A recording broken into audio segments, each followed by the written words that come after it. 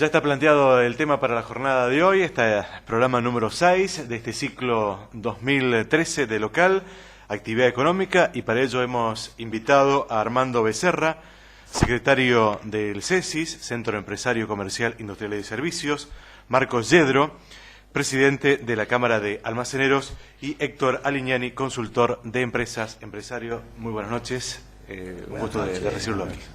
¿Qué tal? Buenas noches. Gracias por estar aquí. Bueno, comenzaríamos quizás, Héctor, a través de la experiencia en cuanto al desarrollo de actividades en empresas y asesoramiento en este sentido. Me gustaría saber desde tu punto de vista, con este contexto inflacionario, de alguna manera atraso cambiario, si podemos estar hablando de una salida de competitividad por parte de las pymes argentinas. Yo diría que sí, indudablemente, ante este escenario que tenemos, incluso que se viene repitiendo de hace algunos años, la situación en general de las pymes está complicada y hay una pérdida de competitividad a todo nivel. O sea, si hablamos del atraso cambiario, que es real, si bien, como hemos dicho en muchas oportunidades, no solo debe basarse, digamos, la estrategia de competir solamente en base al tipo de cambio, es una pata fundamental. O sea que es imposible no tener, digamos, sobre todo cuando hay países vecinos de la región que han devaluado su moneda y se han puesto, en base a eso, más competitivos.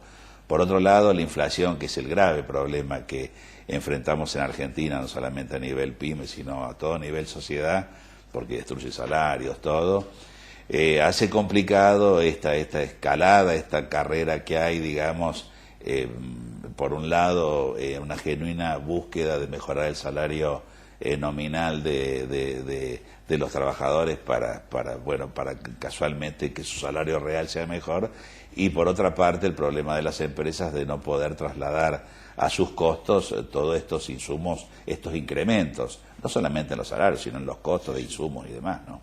En este sentido, Armando, a lo que recién aludía Héctor, ¿se puede afrontar este incremento salarial del 25% promedio, como para decir una cifra, a la masa de empleados, y con creo que algún estancamiento en el nivel de ingresos? Hay una característica que se está dando que está teniendo la actividad económica en nuestro país en los últimos años con la inflación, y que es la siguiente. Los primeros meses generalmente es muy difícil afrontar para los empleadores los incrementos salariales, ¿no? Ahora, una vez que se dan, una vez que eso en alguna medida vuelve a la actividad, una vez que eso también se ve moderado por el impacto de los precios, porque convengamos que en esta carrera generalmente los precios le ganan a los salarios, se da con que en la última época, con salarios viejos, estos no tienen tanto peso. ¿Qué quiero decir? El problema son los saltos, donde en los primeros meses generalmente es difícil. Y no hablemos si una empresa se encuentra con dificultades de rentabilidad, como la mayoría hoy en día de las empresas están teniendo, ¿no? Y esa dificultad en la rentabilidad, ¿a qué obedece? O sea, los costos se incrementan y los ingresos, las ventas están cayendo. Yo creo que son muchas causas. Es multicausal el problema, ¿no? Por un lado, incremento de costos. Estos incrementos de costos se dan en varias cosas. Por ejemplo, los servicios. Para la mayoría del comercio, por ejemplo, lo que es seguros, fletes, han tenido crecimientos por encima de la inflación. Esa actividad, por ejemplo, tenía precios atrasados, a mi entender, hasta hace unos años, y luego los han recuperado, y hoy en términos reales yo creo que han tenido incrementos por encima de la inflación. O sea, esos son algunos de los problemas de costos. El otro tema es la presión impositiva. La presión impositiva es muy alta. Y esto trae aparejado, en definitiva, un problema muy serio que yo veo en la economía, donde yo habitualmente no lo escucho, ¿no? Pero a mí me parece que un conjunto de temas, entre los cuales está la presión impositiva, hoy día son condicionantes para crecimiento de la actividad económica. Hoy en día, cualquier empresario que tenga que evaluar una inversión, el problema de los costos impositivos hace que, voy a aclarar bien, no es que sean imposibles, pero cuando las cosas no son muy halagüeñas, cuando el panorama, cuando la evaluación no es tan optimista, el tema de los costos fiscales disuade a muchos a decir, y bueno, si esto no es muy rentable, si esto tiene mucho riesgo, es preferible esperar. Marcos, en el caso de los almacenes, ¿cómo se afronta este proceso de inflacionario? El freno, el acuerdo que ha llegado el gobierno nacional con algunos sectores, ¿ha permitido que los precios se congelen o siguen aumentando? En los primeros meses del año y el primer acuerdo o el primer congelamiento de precios, el acuerdo que nosotros logramos hacer no fue directamente con el gobierno. A raíz del acuerdo que hace el gobierno con los supermercados, nosotros, para no quedarnos fuera del mercado, salimos a tratar de hacer el mismo acuerdo con nuestros proveedores. Nuestros proveedores entienden también la situación, también tienen que vender ellos, tampoco se pueden quedar fuera del mercado y entonces aguantan los precios. Hay algunos distribuidores que tenían stock, entonces aguantan los aumentos de precios y podemos pasar bien estos 2 meses. Hay algunas empresas nomás que cambian su lista de precios, pero en general no. Ya este nuevo acuerdo de precios, ya estamos viendo que hay más empresas que han movido un poco algunos costos. Y en general por ahí no se mueve el costo, sino que se sacan las bonificaciones o los descuentos. La lista de precios es la misma, lo que no tenés es descuento por compra en cantidad o alguna bonificación extra. Armando, respecto a lo que recién manifestaba de la presión impositiva, ¿cómo ves? Supongo que verás con buenos ojos el proyecto de Fonseca, juecista de la legislatura provincial de unicameral, que ha presentado el proyecto de una disminución, o mejor dicho, anular ingreso bruto en lo que sea el alimento que pertenece a la canasta básica y canasta alimentaria. Sí.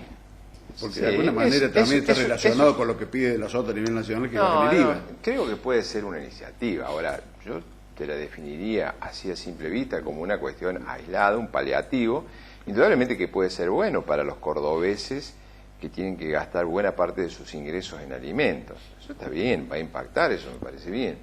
Ahora, reitero esto, para los empresarios es un paliativo. Esto lo digo por lo siguiente.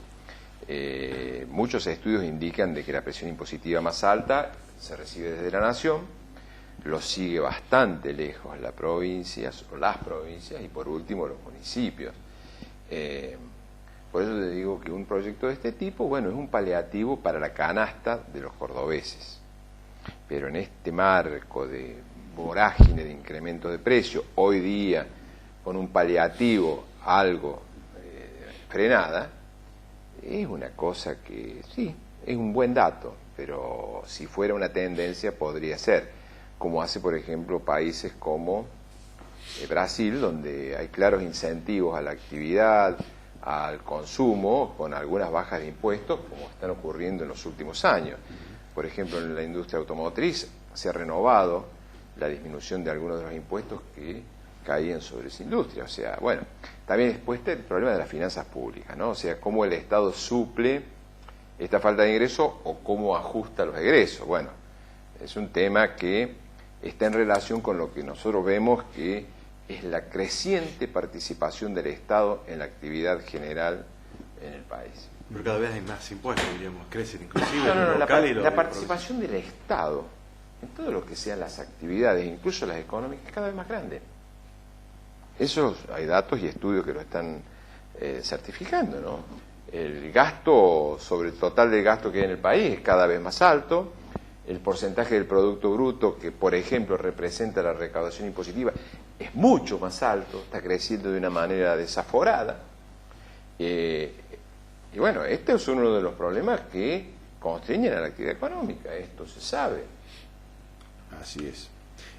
Marcos, leí algunas manifestaciones tuyas con respecto al sector de los almaceneros que han recuperado terreno respecto a los súper.